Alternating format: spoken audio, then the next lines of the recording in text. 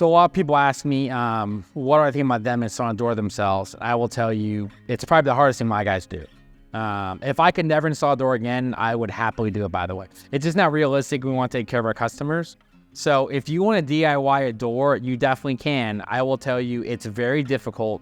It normally takes 3 of my guys about 6 hours with all 3 working full time. And I don't think one guy could do it. So the reality is, if you want to DIY it, you probably need a couple people. You need some specialized tools.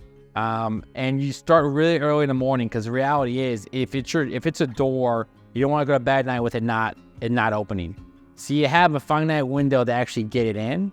And it's one thing to install, it's another thing to actually make sure it opens. And so, I will tell you, I'm not very proud of this. When I first started, I hired a fairly bad door crew, and they installed 1 or 2 doors for me. I had to go back and fix at least once or twice.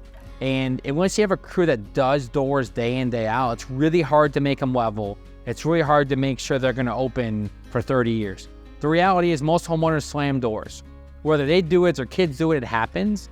And so if you slammed your fridge 30, 40 times a day for 20 years, the door probably wouldn't last. It's the same thing for entry doors.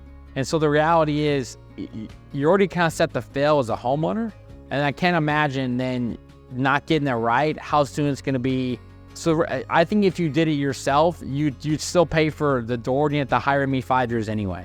So there's a lot of things to take on as a homeowner. I'm not sure an entry door is the one I would tackle.